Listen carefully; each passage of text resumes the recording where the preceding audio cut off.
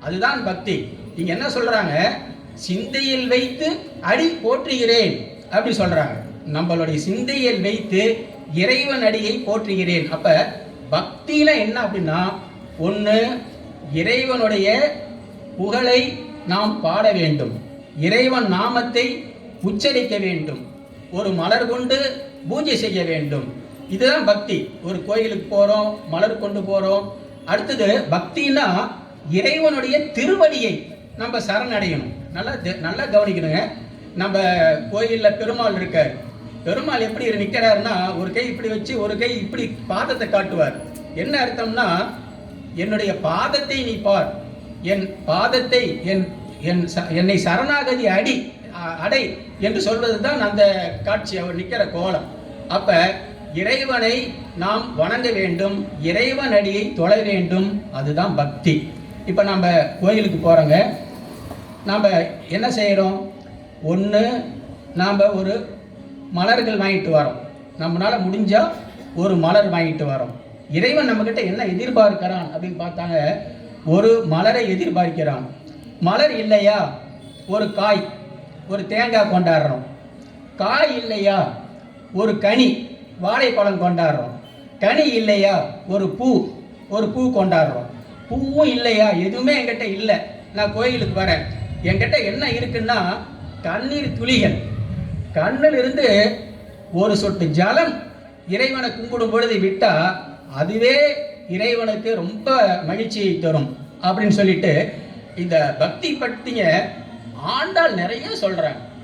திருப்பாவையில முழுக்க பக்தி தான். எப்படி நாம் இறைவன் கிட்ட பக்தி செலுத்தணும் அப்படிங்கிறத ஆண்டாள் சொல்றான். என்ன சொல்றாங்க அப்படின்னா, அந்த 2வது பாடல் பார்த்தீங்கன்னா, வையத்து வாழ்வீர்கள் நாமும் நம் பாவைக்கு செய்யும் கிரிசைகள் கேளீரோ, பார்க்கடலுள் பையத்துயின்ற பரமநெறி வாடி நெய்யுண்ணோம் பாலுண்ணோம் நாட்காலே நீராடி மையிட்டெழுதோம் மலரிட்டு நாம் முடியோம் செய்யாதன செய்யோம் தீக்குறளை சென்றோதோம் ஆந்தையும் பிச்சையும் ஐயம் கைகாட்டி உய்யமாறி உகந்தேலோர் எம்பாவாய் அப்படின்னு முடிப்பாங்க. இதுல பார்த்தீங்கன்னா ஆண்டாள் யாருக்காக திருப்பாவை சொல்றாங்க? தமிழ்நாட்டு மக்களுக்கு திருப்பாவை சொன்னாங்களா? கிடையாது. தமிழ்நாட்டு மக்களுக்கு சொல்ல, இந்தியாவில் உள்ள மக்களுக்கு சொன்னாங்களா? கிடையாது. வையத்து வாழ்வீர்கள், நல்லா கவனிக்கணும். வையத்து, உலகத்தில் உள்ள மக்கள் அனைவருக்கும் கேளுங்கிறார். உலகத்தில் உள்ள மக்கள் அனைவரும் கேளுங்கள், வையத்து வாழ்வீர்கள். இதுல சொல்றாங்க, பார்க்கடலுள் பையத்துயின்ற பரமனடி பாடி, அந்த பரமனுடைய அடியை பாட வேண்டும் அப்படின்னு சொல்றாங்க.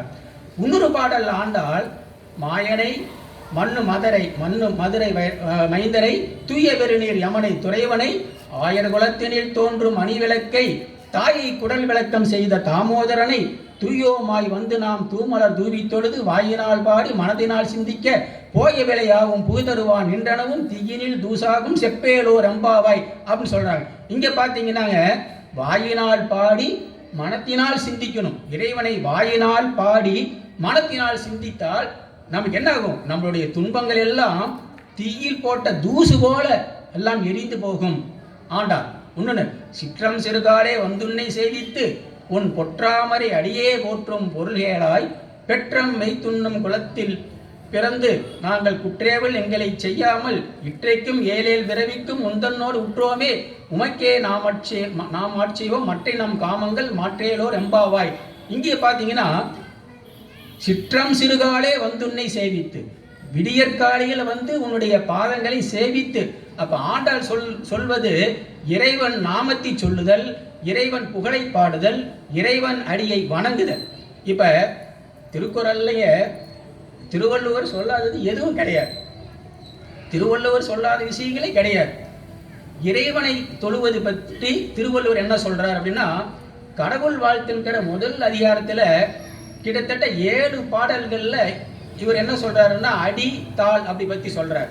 அதுல ஒரு பாட்டு, மலர்மிசை ஏகினான் மானடி சேர்ந்தார் நிலமிசை நீடு வாழ்வார், இறைவனுடைய அடியை தொழுதால் இந்த நிலத்தில் நீடு வாழலாம் அப்படின்னு சொல்றார். இன்னொரு பாட்டுல, நம்ம இன்னைக்கு ஆதார் கார்டுலாம் வச்சிருக்கோம். நம்ம இன்னைக்கு ஆதார் கார்டு ரொம்ப முக்கியமானது.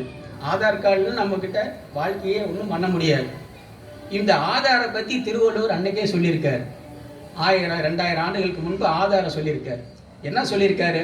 பிறவி பெருங்கடல் நீந்துவர் நீந்தார் இறைவனடி சேராதார். ஆதார். அப்ப இறைவனடியை சேருவதற்கும் ஆதார் வேணும். இன்றைக்கு வாழ்க்கையில் நாம் ஏதாவது நமக்கு வேணும் அப்படின்னாலும் ஆதார் வேணும். இந்த பிறவி பெருங்கடலை நீந்தோம்னா இறைவன் அடியை பற்ற வேண்டும் அப்படிங்கிறத திருவள்ளுவர் சொல்கிறார். ஆக இது இந்த பக்தி பத்தி திருநாவுக்கரசர் என்ன சொல்றாரு அப்படின்னு பார்த்தோம்னாங்க, மாசில் வீணையும் மாலை மதியமும் வீசு தென்றலும் வீங்கில வேணிலும் மூசு வண்டரை உயிரியும் ஒன்றதே ஈசன் எந்த இணையடி நிழலே. இதெல்லாம் சொல்லிட்டு ஈசனுடைய அடி இதை மாரி இப்படி வீணையோடைய இனிமை, வேனில் காலத்தோடைய அந்த வெதப்பு, அதே போல இது எல்லாமே திருநாவுக்கரசர் பாடுகிறார். அப்ப இதெல்லாம் ஆண்டாள் சொல்றாங்க. திருநாவுக்கரசர் மாணிக்க வாசகர். மாணிக்க வாசகர் என்ன சொல்றாருங்க, நமச்சிவாய வாழ்க நாதன் தாழ் வாழ்க இமைப்பொழுதில் என் நெஞ்சில் நீங்காதான் தாழ் வாழ்க. ஒரு நிமிஷம் கூட நாம் இறைவனை பிரியக்கூடாது. அதான் பக்தி, அதான் ஈடுபாடு. ஒரு நொடி, கண் இமைக்கும் நொடி கூட இறைவனை மறக்க கூடாது அப்படின்னு சொல்றாங்க. சரி, இப்ப பக்தினா நமக்கு எப்படி வரணும் அப்படின்னா சின்னதுல இருந்து வரணும்.